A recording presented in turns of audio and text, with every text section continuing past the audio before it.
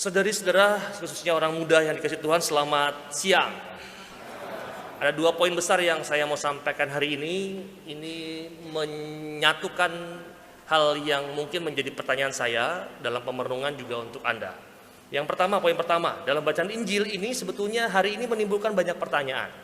Pertanyaan adalah mengapa Yesus guru kita menggunakan perumpamaan tentang bendahara yang korupsi, bendahara yang tidak jujur dan yang licik. Itu pertanyaan pertama. Mengapa si Tuhan itu justru memuji kecerdikan bendahara tersebut di akhir cerita? Lalu apakah ajaran yang sebetulnya mau disampaikan Yesus guru kita di balik perumpamaan ini?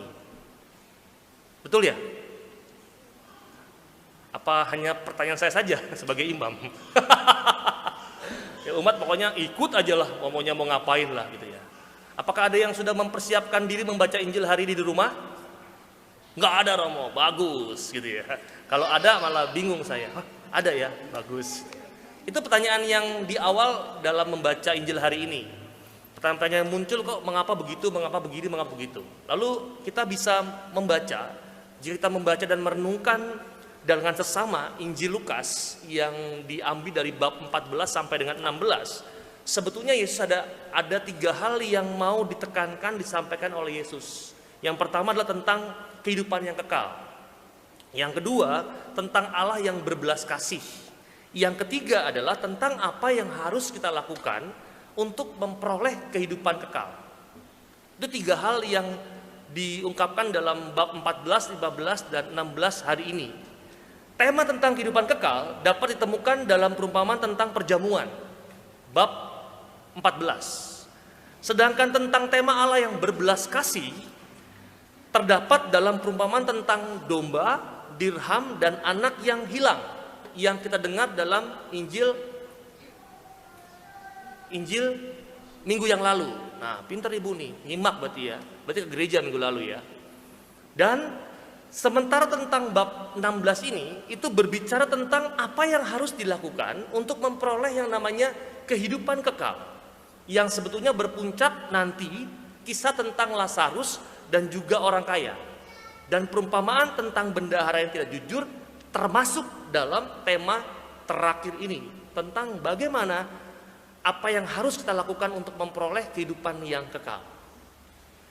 Saudara-saudara terkasih, Yesus guru kita sering mempergunakan yang namanya perbandingan untuk menyampaikan maksud tertentu dalam ajaran-ajarannya. Hal ini dapat ditemukan misalnya dalam Lukas 11 ayat 5 sampai dengan 13. Tentang seorang yang mengetuk pintu rumah temannya untuk meminta roti. Dan seorang ayah yang tidak akan memberikan ular kepada anaknya yang meminta ikan. Dalam perumpamaan tersebut sebetulnya Yesus mau membandingkan kebaikan Allah dengan kebaikan kita sebagai manusia. Jika sebagai manusia saja seseorang bisa baik dengan yang lain, lalu bagaimana atau apalagi dengan Allah Bapa di surga? Nangkap dulu gak nih perbandingannya? Jika seseorang manusia saja kita itu bisa baik kepada sesama, apalagi dengan Allah Bapa di surga. Dan perumpamaan tentang bendahara yang tidak jujur sebetulnya juga mempergunakan gaya perbandingan itu. Maka di akhir perumpamaan Yesus jelas mempergunakan perbandingan. Sebab anak-anak dunia ini lebih cerdik terhadap sesamanya daripada anak-anak terang. Maka kecerdikan bendahara yang tidak jujur itulah yang digunakan Yesus hari ini untuk membandingkan kecerdikan anak-anak terang. Dan sangat wajar jika dalam perumpamaan ini si Tuan itu memuji kecerdikan si bendahara, sebab yang dimaksudkan itu untuk menekankan tindakan cerdik itu. Pujian ini bukan berarti Yesus itu menyetujui tindakan licik si bendahara.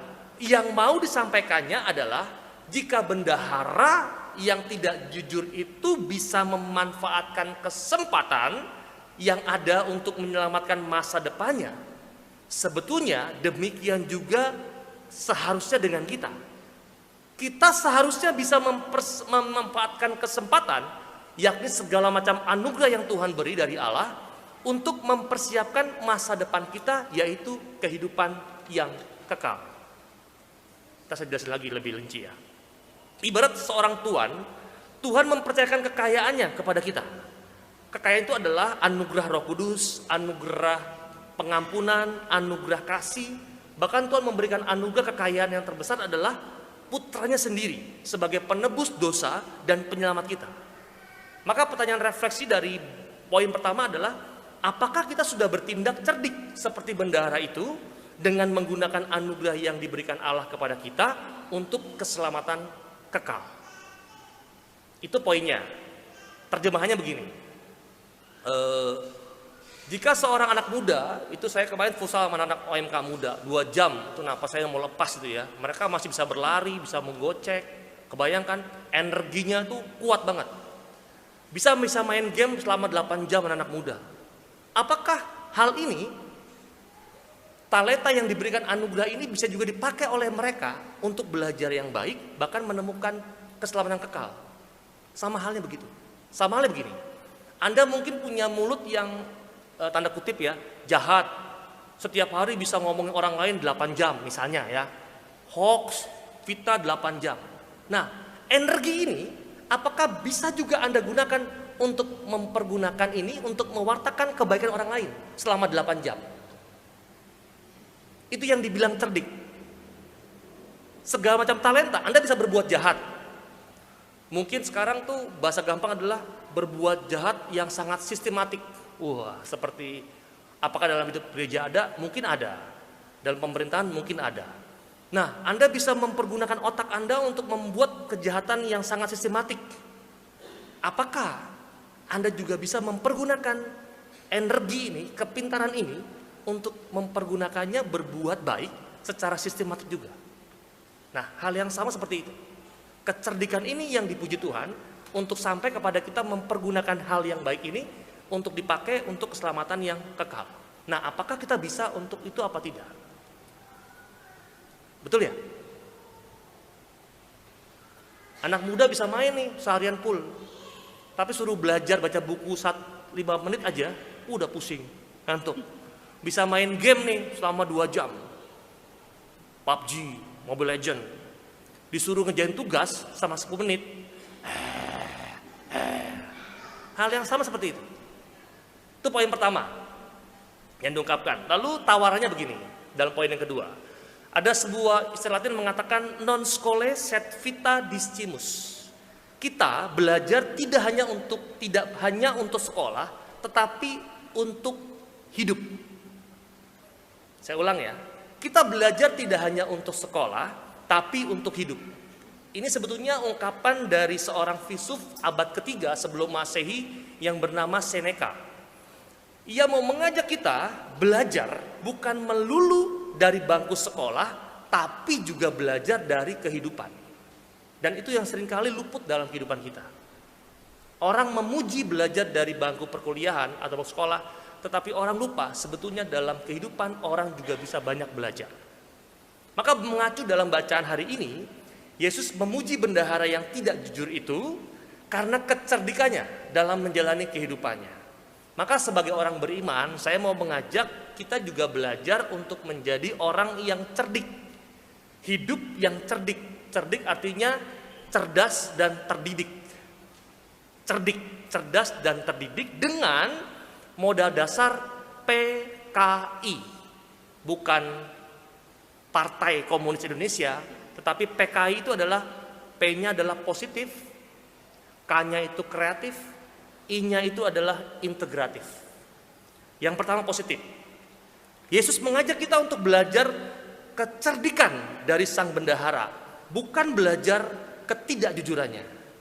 Kecerdikan itu memiliki unsur kebijaksanaan. Artinya apa? Orang yang positif, orang yang cerdik itu mampu melihat segi positif dari suatu masalah atau pergulatan hidup. Itu positif. Negatif gampang ya, Anda lebih cepat ya. Melihat segala sesuatu secara positif, segi-segi positif dari segala masalah yang ada. Bukan melihat permasalahannya itu sendiri, tetapi melihat bagaimana jalan keluar terhadap permasalahan yang ada. Kita seringkali membuang energi untuk masuk dalam permasalahan tersebut, tetapi lupa membuang energi untuk menemukan jalan keluar dari masalah tersebut. Itu yang pertama, positif. Yang kedua adalah kreatif. Dalam situasi terjepit, bendahara itu mampu berpikir dan bertindak kreatif. Dengan mengorbankan bagian dari upah jasanya, ia dapat mengurangi beban hutang orang-orang yang meminjam dari majikannya. Sekaligus sebetulnya menyenangkan majikannya itu karena membereskan pembayaran dengan cepat. Kreatif. Yang ketiga adalah integratif. Tindakan bendahara yang tidak hanya membuat orang lain berhutang budi kepadanya, tetapi sebetulnya sekaligus menyenangkan hati majikannya ini, membuat kelangsungan hidupnya di kemudian hari dapat terjamin. Dan inilah sebuah antisipasi bahwa hidup kita itu bukan hanya berpikir untuk hari ini saja, tetapi untuk masa depan kita. Atau kita menabung investasi untuk masa depan. Maka kalau mau tidak mau saya mengatakan bahwa belajar itu seumur hidup. Ketika Anda mengatakan berhenti untuk belajar, maka sebetulnya Anda sudah mati.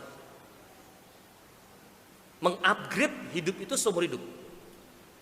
Ketika Anda sudah malas untuk membaca, maka sebetulnya disitulah kematian sudah mulai terjadi dalam hidup Anda.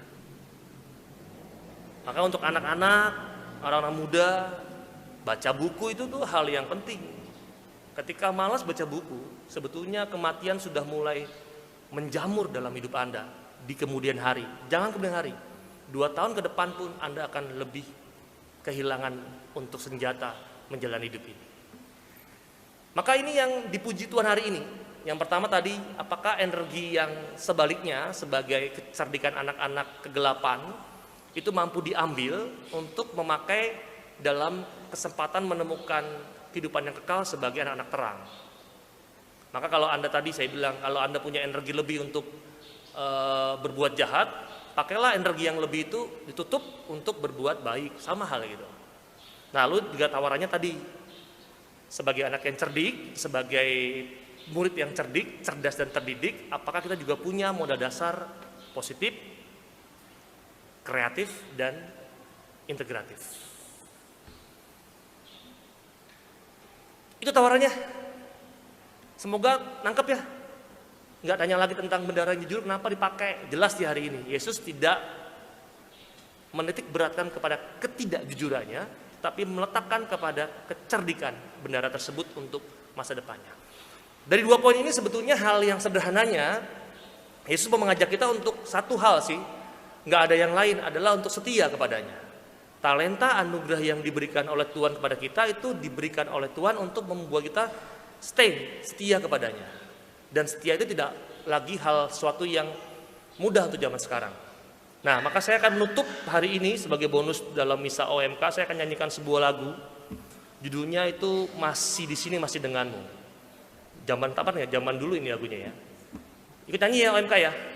Semoga tahu ya.